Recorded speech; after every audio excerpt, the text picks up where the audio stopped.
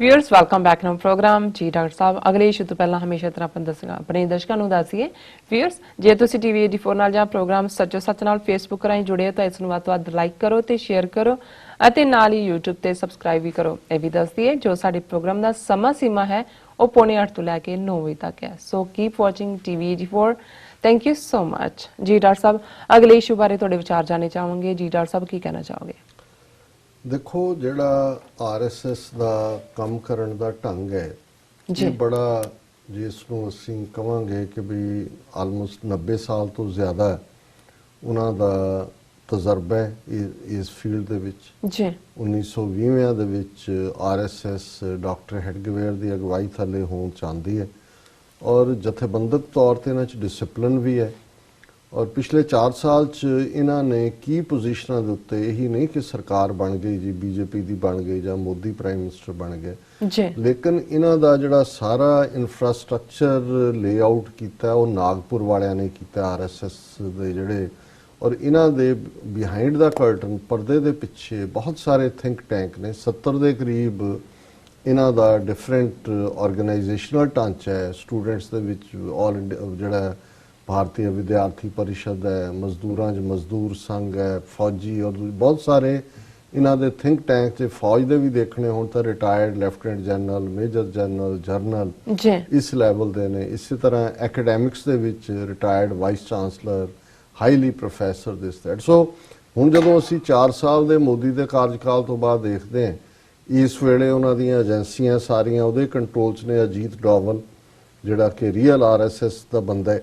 ਔਰ intelligence bureau ਹੋਏ ਰਾ ਹੋਏ CBI ਹੋਏ ਇਹ ਸਾਰਾ ਇਹਨਾਂ ਦਾ ਕੰਟਰੋਲ ਹੈ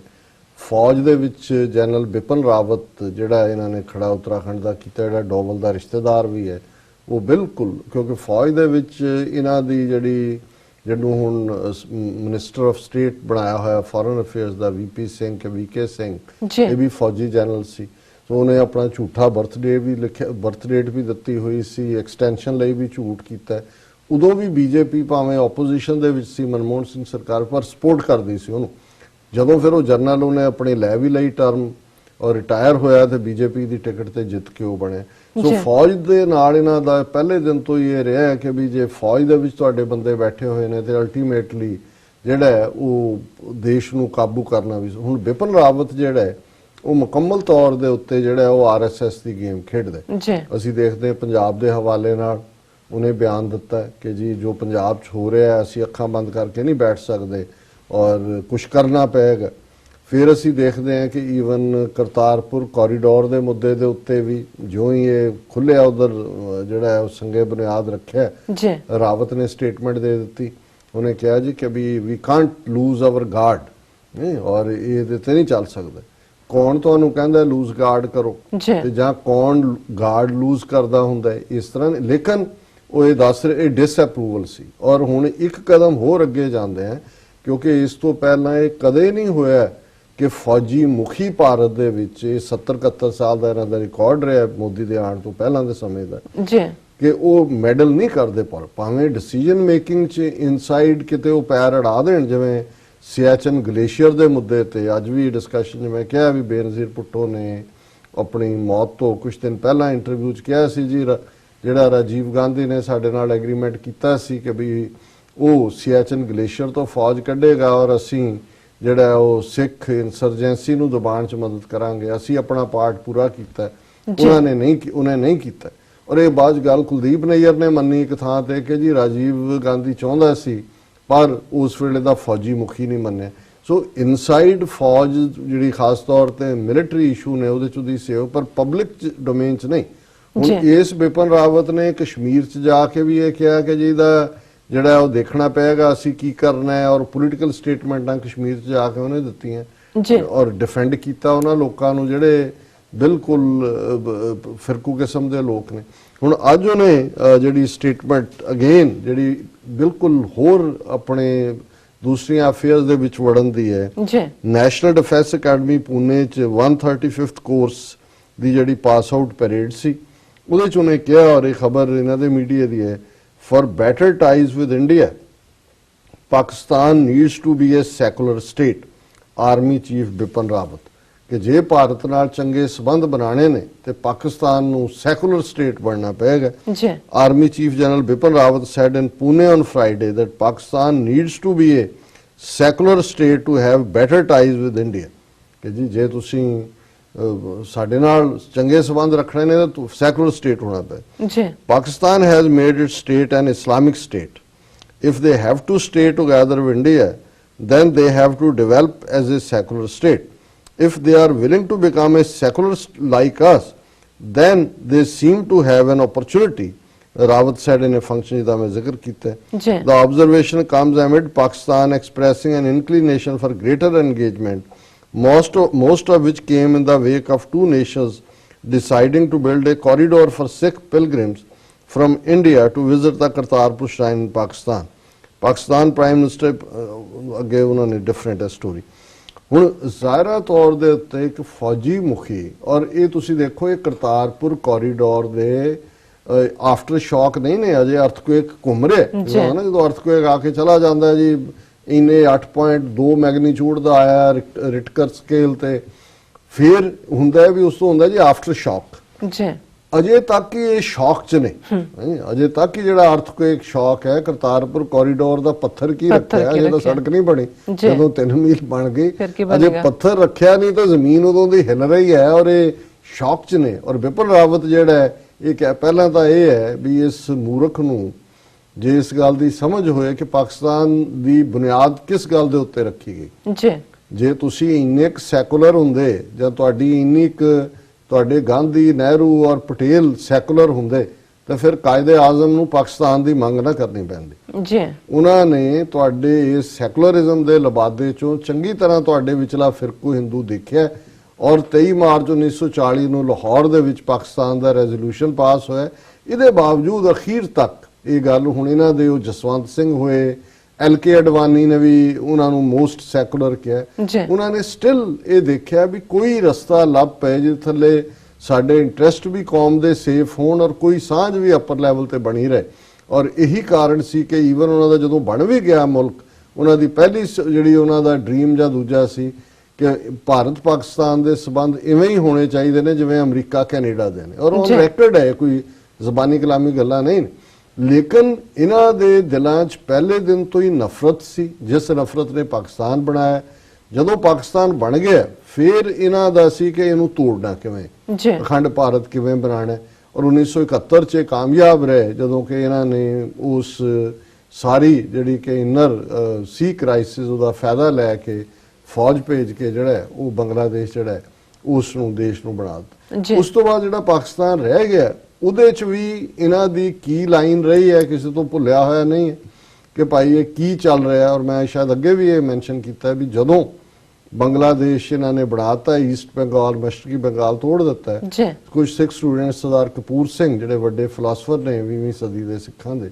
ਉਹਨਾਂ ਦੇ ਕੋਲ ਗਏ ਔਰ ਉਹ ਬੜੇ ਖੁਸ਼ੀ ਦਾ ਇਜ਼ਹਾਰ ਕਰ ਰਹੇ ਸੀ। ਦੇਖੋ ਜੀ ਜਨਰਲ ਨਿਆਜ਼ੀ ਨੇ ਸਾਡੇ ਜਨਰਲ ਜਗਜੀਤ ਸਿੰਘ ਅਰੋੜੇ ਦੇ ਅੱਗੇ ਉਹ ਚੁੱਪ ਰਹੇ, ਔਰ ਉਹਨਾਂ ਨੇ ਇੱਕੋ ਹੀ ਗੱਲ ਜਦੋਂ ਸੁਣੀ, ਉਹਨਾਂ ਨੇ ਕਿਹਾ ਵੀ ਹੁਣ ਭਾਰਤ ਦੇ ਵਿੱਚ ਮਾਈਨੋਰਿਟੀਜ਼ ਦੀ, ਅਕਲੀਅਤਾਂ ਦੀ ਸ਼ਾਮਤ ਆਏਗੀ। ਜੀ ਹੁਣ ਇੱਕ ਸਕਾਲਰ ਦੇਖ ਰਿਹਾ ਸੀ ਕਿ ਵੀ ਪਾਕਿਸਤਾਨ ਮਜ਼ਬੂਤ ਰਹਿਣਾ ਭਾਰਤ ਵਿਚਲੀਆਂ ਅਕਲੀਅਤਾਂ ਦੇ ਵੀ ਹੱਕ 'ਚ ਹੈ ਕਿ ਇਹ ਉਵੇਂ ਜ਼ਬਰ ਨਹੀਂ ਕਰ ਸਕਦੇ ਕਿ ਵੀ ਬਰਾਬਰ ਹੈ। ਜੋ ਉਹਨੂੰ ਅੱਧਾ ਤੋੜ ਕੇ ਕਮਜ਼ੋਰ ਕੀਤਾ, ਇਹ ਤਾਂ ਜੇ ਪਾਕਿਸਤਾਨ 1998 ਦੇ ਵਿੱਚ ਨਿਊਕਲੀਅਰ ਨਾ ਬਣਦਾ ਤੇ ਹੁਣ ਤੱਕ ਉਹਨਾਂ ਨੇ ਪਾਕਿਸਤਾਨ ਦਾ ਭੂਟਾਨ ਬਣਾਇਆ ਹੋਣਾ ਸੀ, ਜਿਸ ਕਿਸਮ ਦੀ ਇਹਨਾਂ ਦੀ ਜ਼ਹਿਨੀਅਤ ਸੀ।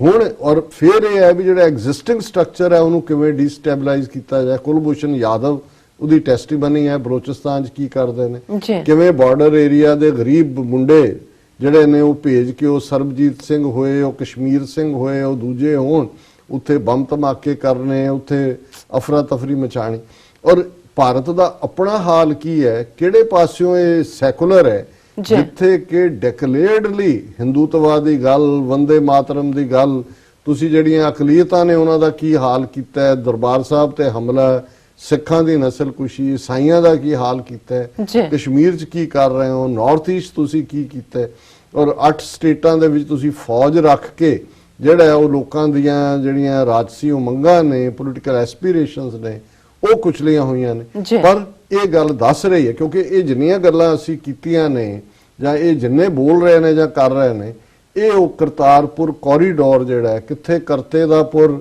ਜੋੜਨ ਵਾਲਾ ਹੈ, ਕਿੱਥੇ ਬਾਬੇ ਨਾਨਕ ਦੀ ਅਜ਼ਮਤ ਜੋੜਨ ਵਾਲੀ, ਪਰ ਇਹਨਾਂ ਨੂੰ ਇਹ ਪਤਾ ਨਹੀਂ ਲੱਗ ਰਿਹਾ ਕਿ ਭਾਈ ਇਹ ਸੁੱਕੀ ਥਾਂ ਕਿਹੜੀ ਹੈ ਤੇ ਗਿੱਲੀ ਥਾਂ ਕਿਹੜੀ ਹੈ। ਔਰ ਇਹ ਨਫ਼ਰਤ ਜਿਹੜੀ ਹੈ, ਇਹ ਨਫ਼ਰਤ ਦੇ ਵਣਜਾਰੇ ਆਪਣੇ ਮੂੰਹਾਂ ਚੋਂ ਵੀ ਜਿਹੜਾ ਉਹ ਝੱਗ ਸੁੱਟ ਰਹੇ ਨੇ ਨਫ਼ਰਤ ਦੀ। ਇਹਨਾਂ ਦੀਆਂ ਅਖਬਾਰਾਂ ਵੀ, ਇਹਨਾਂ ਦਾ ਮੀਡੀਆ ਵੀ ਕਿਤੇ ਉਸ ਜ਼ਹਿਰ ਦੇ ਨਾਲ ਕਹਿੰਦੇ ਨੇ ਕਈ ਵਾਰੀ ਸੱਪ ਨੂੰ ਆਪ ਹੀ ਜ਼ਹਿਰ ਚੜ ਜਾਂਦਾ ਆਪਣਾ। ਹੁਣ ਕਿਤੇ ਇਹ ਨਾ ਹੋਏ ਕਿ ਵੀ ਇਹ ਸਾਰੇ ਚ ਇਹ ਜਿਹੜੇ ਨੇ ਇਹ ਮਰੇ ਪਏ ਹੀ ਲੱਭਣ, ਲੇਕਿਨ ਇਹਦੇ ਚ ਕੋਈ ਸ਼ੱਕ ਨਹੀਂ ਹੈ। ਔਰ ਜਿਵੇਂ ਸਾਡੇ ਬਹੁਤ ਸਾਰੇ ਵਿਊਅਰਸ ਨੇ ਇਹ ਲਿਖਿਆ ਵੀ ਹੈ ਕਿ ਵੀ ਇੰਨੀ ਨਫ਼ਰਤ ਸਿੱਖਾਂ ਦੇ ਲਈ ਔਰ ਗੁਰੂ ਦੇ ਘਰ ਲਈ, ਉਸ ਗੁਰੂ ਨਾਨਕ ਲਈ ਵੀ ਤੁਸੀਂ ਐਕਸਪੈਕਟ ਇਹੀ ਕਰਦੇ ਹੋ ਵੀ ਸਿੱਖ ਆ ਕੇ ਤੁਹਾਨੂੰ ਕਣਕ ਉਹ ਪੰਜਾਬ 'ਚ ਪੈਦਾ ਕਰਕੇ ਤੁਹਾਡਾ ਢਿੱਡ ਭਰ ਰਹੇ ਨੇ, ਤੁਹਾਨੂੰ ਲੰਗਰ ਛਕਾਣ, ਤੁਸੀਂ ਜਿਹੜਾ ਉਹ ਕਹੋ ਜੀ ਵਾਹ ਵਾਹ ਵਾਹ ਵਾਹ। ਔਰ ਜੇ ਉਹ ਆਪਣੇ ਗੁਰੂ ਦੇ ਨਾਲ ਜੁੜਨਾ ਚਾਹੁੰਦੇ ਨੇ, ਜਿਸ ਗੁਰੂ ਨੇ ਲੰਗਰ ਛਕਾਣ ਦੀ ਇਜਾਜ਼ਤ ਦਿੱਤੀ ਹੈ, ਅਸੀਂ ਦੇਖਦੇ ਹਾਂ ਵੀ ਕੱਲਾ ਕਰਤਾਰਪੁਰ ਸਾਹਿਬ ਉਹਨਾਂ ਦੇ 18 ਸਾਲ ਰਹਿਣ ਦਾ, ਬਾਬੇ ਨਾਨਕ ਦੇ ਜਾਂ ਖੇਤੀਬਾੜੀ ਤੱਕ ਮਹਦੂਦ ਨਹੀਂ ਹੈ।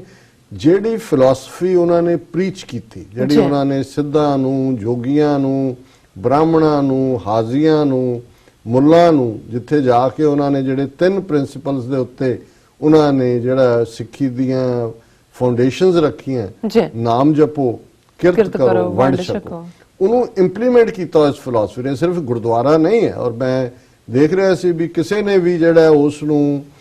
ਜਿਹੜੇ ਵੱਡੇ ਇਹਨਾਂ ਦੇ ਐਂਕਰ ਔਰ ਦੂਜੇ ਸੀ ਜਿਹੜੇ ਪੋਜ਼ਿਟਿਵ ਵੀ ਗੱਲਾਂ ਕਰ ਰਹੇ ਸੀ, ਉਹਨੂੰ ਇਹ ਨਹੀਂ ਕਿਹਾ ਵੀ ਕਰਤਾਰਪੁਰ ਕੋ ਗੁਰੂ ਨਾਨਕ ਸਾਹਿਬ ਨੇ ਆਪਣਾ ਘਰ ਨਹੀਂ ਬਣਾਇਆ ਵੀ ਉੱਥੇ ਖੇਤੀਬਾੜੀ 10 ਕਿੱਲੇ ਜ਼ਮੀਨ ਉਹਨਾਂ ਨੇ ਵਾਈ। ਕਰਤਾਰਪੁਰ ਇੱਕ ਸ਼ਹਿਰ ਵਸਾਇਆ ਸੀ ਜਿੱਥੇ ਹਿੰਦੂ ਵੀ ਸਨ, ਮੁਸਲਮਾਨ ਵੀ ਸਨ, ਸਾਂਝੀ ਖੇਤੀ ਸੀ, ਸਾਂਝਾ ਕੰਮ ਸੀ। ਔਰ ਉਹ ਜਿਹੜੀ ਹਾਰਮਨੀ ਔਰ ਉਸ ਮਾਡਲ ਨੂੰ ਭਾਵੇਂ ਬਾਅਦ ਚੋਂ ਵਿਗੜਿਆ ਹੀ ਇੱਥੇ ਆ ਕੇ ਰਜਨੀਸ਼ਪੁਰਮ ਔਰ ਦੂਜਾ ਜਿਹੜਾ ਸੀ ਜਿਹੜਾ ਕਮਿਊਨਿਟੀ ਦਾ ਕਨਸੈਪਟ ਕਿ ਭਾਈ ਇੱਥੇ, ਔਰ ਇਹ ਜਿਹੜਾ ਫਿਰ ਬਰਾਬਰ ਜਾਰੀ ਰਿਹਾ ਇਸੇ ਮਾਡਲ ਤੇ। ਦੂਸਰੇ ਪਾਤਸ਼ਾਹ ਨੇ ਖਡੂਰ ਸਾਹਿਬ ਵਸਾਇਆ,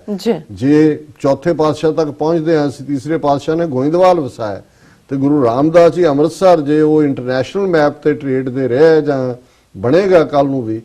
ਤੇ ਫਿਰ ਉੱਥੇ ਸਭ ਤੋਂ ਪਹਿਲਾਂ 52 ਕਿੱਤਿਆਂ ਦੇ ਲੋਕ ਅੱਡ-ਅੱਡ ਪ੍ਰੋਫੈਸ਼ਨਸ ਦੇ ਇਨਵਾਈਟ ਕੀਤੇ, ਥਾਂ ਪੱਧਰੀ ਜ਼ਮੀਨ ਦੇ ਵਿੱਚ ਇੱਕ ਸ਼ਹਿਰ ਵਸਾਇਆ। ਔਰ ਇਸੇ ਤਰ੍ਹਾਂ ਕਰਤਾਰਪੁਰ ਕਰਤੇ ਦਾ ਸ਼ਹਿਰ, ਨਾਮ ਜਪੋ, ਕਿਰਤ ਕਰੋ। ਜਦੋਂ ਬਾਹਰਲੇ ਲੋਕ ਇੱਕ ਜ਼ਮਾਨੇ 'ਚ, ਹੁਣ ਤਾਂ ਉਹਨਾਂ ਨੇ ਸਿੱਖਾਂ ਨੂੰ ਡਰਗੀ ਤੇ ਦੂਜਾ ਵੀ ਬਣਾ ਦਿੱਤਾ, ਉਹ ਕਹਿੰਦੇ ਸੀ ਵੀ ਸਿੱਖ ਕੌਮ 'ਚ ਤੁਹਾਨੂੰ ਕੋਈ ਭਿਖਾਰੀ ਨਹੀਂ ਮਿਲਦਾ, ਕਿਉਂਕਿ